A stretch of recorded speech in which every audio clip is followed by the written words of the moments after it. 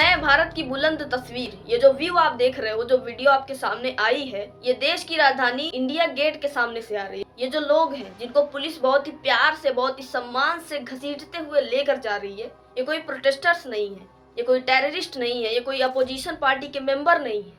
ये एक rape victim survivor और उसकी माँ है, जिनको दिल्ली पुलिस इस कड़ाके की ठंड में घसीटते हुए लेकर जा रही है। मतलब देश की हालत इस हद तक खराब हो चुकी है कि अगर 3 लोग भी एक बैनर लेकर इंडिया गेट के सामने बैठ जाएं, तो उससे भी देश में अराजकता फैल सकती है, देश की सिक्योरिटी डिस्टर्ब हो सकती है। वैसे जिस केस के बारे में बात कर रही हूँ, अगर आप पिछले कुछ सालों से न्यूज़ फॉलो कर रहे होंगे तो आपको पता होगा 2017 का उन्नाव केस, और उसमें आपने इनका नाम जरूर सुना होगा, कुलदीप सिंह सेंगर।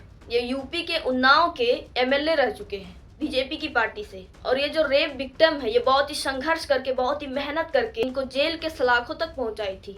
लेकिन हमारा जो सिस्टम है उसने ये साबित कर दिया कि अगर आप किसी पॉलिटिकल पार्टी से कनेक्टेड हो तो आप चाहे खुलेआम गुंडागर्दी करो, किसी का रेप कर दो, कहीं पे एक्सीडेंट कर दो, तो आपको किसी ना किसी तरीके से बेल मिल सकती है। तो आज हम इसी केस के बारे में विस्तार से जानेंगे कि उन्नाव केस क्या था, कुलदीप सिंह सेंगर को जेल क्यों हुई, और सोशल मीडिया पर ये आजकल इतना वायरल क्यों है। तो वीडियो पूरा देखिएगा, क्योंकि इसमें जो रियलिटी है वो आपको किसी न्यूज चैनल पर नहीं मिलेगी। तो चलिए शुरू करते हैं।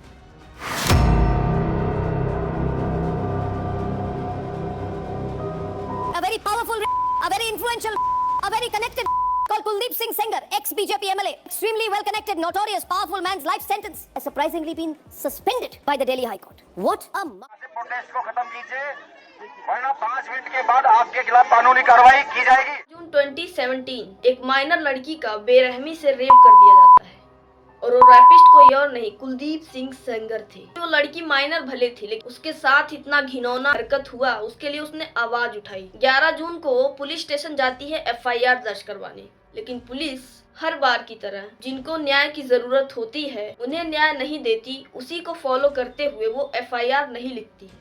ऐसे ही लगातार 10 दिनों तक वो संघर्ष करती रहती है और कुछ भी नहीं होता। उसके बाद वो हिम्मत हारने लगती है, सोचती है कि इतना नाकाम सिस्टम है कि इतने घिनौने हरकत के बावजूद भी उसको जस्टिस नहीं मिल पा रहा है। उसके बाद वो सभी चीजों से हार मानने के बाद 2018 में उत्तर प्रदेश के चीफ मिनिस्टर योगी आदित्यनाथ के घर के सामने सुसाइड करने की कोशिश करती है। तब जाकर उस केस में कुछ इंटरेस्ट दिखाया जाता है, उसका FIR लिख दिया जाता है। उसके बाद ये जो कुलदीप सिंह सेंगर है, ये पीछे नहीं हटता। ये क्या करता है कि उस रेप विक्टिम के पिता को कुलदीप सिंह सेंगर के आदमी खूब मारते हैं। उसके बाद विक्टिम के पिता पुलिस स्टेशन जाते हैं FIR दर्ज करवाने। तो आप जानते हैं वहाँ पर क्या हुआ? वहाँ पर पुलिस ने उल्टा उन पर ही केस कर दिया और पुलिस स्टेशन के अंदर ही उनको मार मार कर उनकी जान ले ली। उसके बाद जुलाई 2019 में ये केस सुप्रीम कोर्ट तक पहुँच जाता है और केस की सुनवाई होती है। तो उस दिन जो विक्टिम थी उसको कोर्ट जाना था, लेकिन कुलदीप सिंह सेंगर यहाँ भी पीछे नहीं हटता है। वो फिल्मी तरीकों से सोचता है कि क्यों ना इस विक्टिम को एक्सीडेंट करके मरवा दिया जाए। इसके पिता तो जा चुके हैं, ये भी चली जाएगी तो केस यहीं पर क्लोज हो जाएगा। लेकिन ऐसा होता नहीं है। कुलदीप सिंह सेंगर क्या करता है कि लड़की जिस गाड़ी से आ रही थी उसको ट्रक से टक्कर मरवा देता है। लड़की काफी इंजर्ड हो जाती है, काफी घायल हो जाती है, और उसके साथ 2 रिलेटिव थे उसके। उस ट्रक दुर्घटना में उनकी मौत हो जाती है।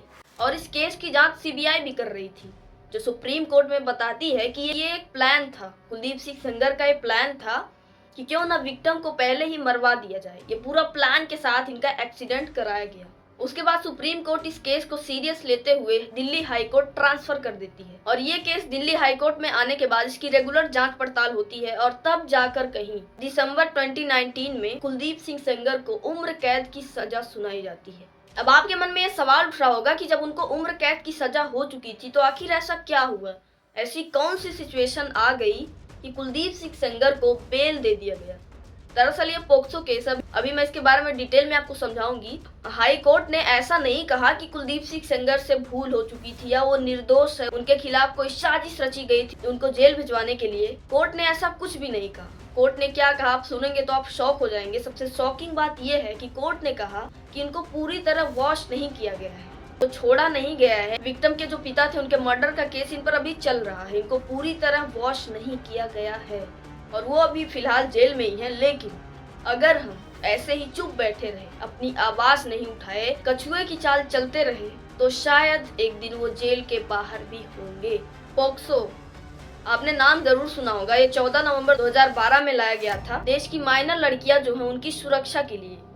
अगर कोई घिनौना हरकत उनके साथ करता है तो उस पर कड़ी से कड़ी कार्रवाई करने के लिए उस पोक्सो के तहत ये नियम था कि कोई भी देश का ऑल टोटल कोई भी नागरिक अगर किसी माइनर लड़की के साथ कोई घिनौना हरकत करता है तो उस पर कड़ी से कड़ी कार्रवाई की जाएगी और उसको कड़ी से कड़ी सजा दी जाएगी।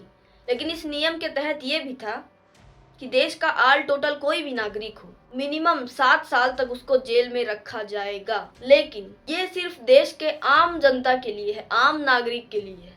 वहीं अगर कोई सरकारी मेंबर या वो पुलिस हो या कोई मेडिकल ऑफिसर हो या कोई भी जो सरकारी मेंबर हो वो अगर ऐसा कुछ करता है तो उसको मिनिमम 20 साल की सजा सुनाई जाती है और किसी किसी केस में उसको उम्र कैद भी हो सकती है। और जैसा कि कुलदीप सिंह सेंगर को हुआ था। लेकिन कोर्ट ने ऐसा कहा कि हम कुलदीप सिंह सेंगर को सरकारी मेंबर नहीं मानते हैं। वो ना कोई पुलिस ऑफिसर है, ना ही कोई मेडिकल ऑफिसर है, ना ही कोई इंजीनियर है। वो एक मामूली से एमएलए है। सुना दोस्तों आपने, मामूली सा एमएलए। अगर आप उत्तर प्रदेश में रहते होंगे, अगर नहीं भी रहते होंगे तो आप पता करेंगे कि किसी एरिया में एक एमएलए की क्या हैसियत होती है। एमएलए का बहुत ही बड़ा दर्जा होता है, वो वहाँ का बाहुबली माना जाता है। लेकिन कोर्ट उसका अपोजिट कर रहा है, वो बता रहा है कि वो एक मामूली से एमएलए है और उनको सरकारी मेंबर नहीं माना जाए। क्योंकि 7वां साल उनकी सजा का लग चुका है तो उनको बेल दे दिया जाए। ये है हमारा आज का जस्टिस सिस्टम। जब इतने घिनौने हरकत करने के बावजूद भी सरकारी मेंबर, बीजेपी नेता ऐसे सरेआम घूम सकते हैं, उनको बेल मिल सकती है, तो आप सोच सकते हैं कि और कितने केसेस होते होंगे, उसमें क्या होता होगा। अब आपके मन में यह सवाल उठा होगा कि इसमें सरकार क्या कर सकती है, इसमें बीजेपी क्या कर सकती है, इसमें खुद मोदी जी क्या कर सकते हैं। तो अगर आपको नहीं पता तो मैं बता दूं कि ये जो कुलदीप सिंह सेंगर हैं, ये जिस पार्टी के एमएलए हैं वो बीजेपी ही है। और अगर आपको मोदी जी का एक बयान सुना है जिसमें उन्होंने लड़कियों के खिलाफ कड़क भाषण देते हुए कहा था कि उनके खिलाफ अगर कुछ ऐसा घिनौना हरकत होता है तो वो कतई बर्दाश्त नहीं किया जाएगा, उस पर कड़ी से कड़ी कार्रवाई की जाएगी।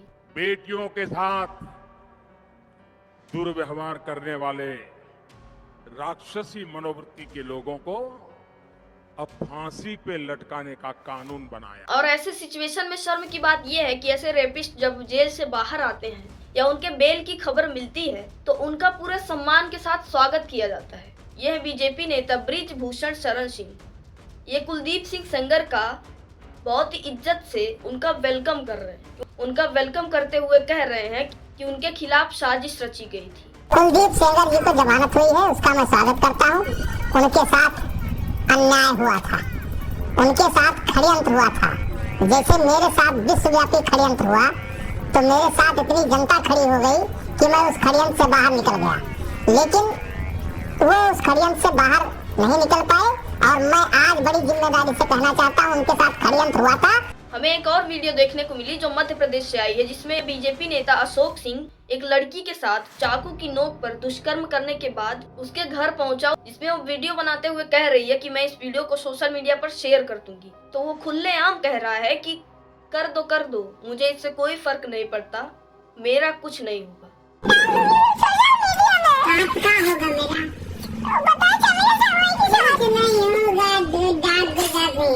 और आप सभी जानते हैं कि सच में ऐसा कुछ नहीं होगा। वो एकदम बिल्कुल सही कह रहा है, क्योंकि अगर बीजेपी की सरकार है तो कुछ भी नहीं होता। रेपिस्ट ऐसे खुलेआम घूमते हैं।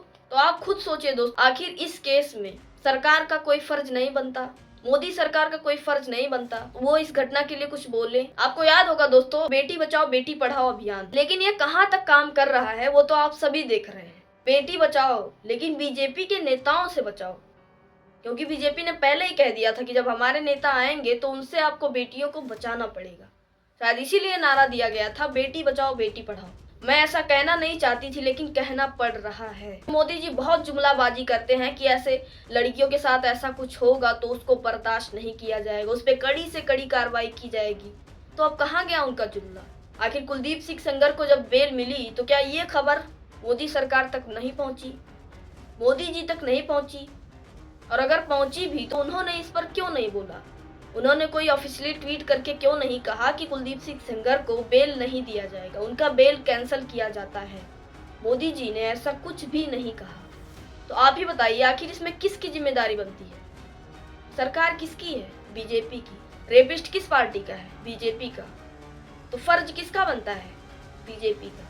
दोस्तों, ये सिर्फ केस का मामला नहीं है, ये भारत में सामाजिक सुरक्षा, कानून, महिलाओं की सुरक्षा और न्याय व्यवस्था की परीक्षा है, जिसमें हमारा सिस्टम लगातार फेल होता नजर आ रहा है। देखो, न्याय आधा अधूरा नहीं होना चाहिए, चाहे मामला किसी भी पार्टी का हो, चाहे वो बीजेपी का हो, कांग्रेस का हो, किसी भी पार्टी का हो, या कोई आम नागरिक ही क्यों ना हो। कानून सबके लिए बराबर होती है, लेकिन यहाँ पर कानून का उल्टा किया जा रहा है, क्योंकि लोकतंत्र तो कब का बिक चुका है। वो नेताओं के जेब में है, वो जब चाहे उसको बाहर निकाल दे, जब चाहे उसको फेंक दे, जब चाहे उसका किसी भी तरह से इस्तेमाल कर सकते हैं। लोकतंत्र किसी पार्टी की अमानत नहीं है जिसको वो जब चाहे जैसे चाहे यूज करे। लोकतंत्र सबके लिए बराबर होता है। बाकी आप क्या मानते हो? क्या कुलदीप सिंह सेंगर को बेल दिया जाना लीगल था या फिर इलीगल, या फिर सिस्टम की नाकामी? कमेंट करके अपना ओपिनियन जरूर देना। कि ये वीडियो किसी पार्टी के खिलाफ नहीं था, बस ये अन्याय के खिलाफ था। अगर वीडियो जरा सा भी इंफॉर्मेटिव लगा हो तो इसको शेयर करो और आवाज उठाओ। बाकी मिलते हैं नेक्स्ट वीडियो में। Thanks for watching. जय श्री राम।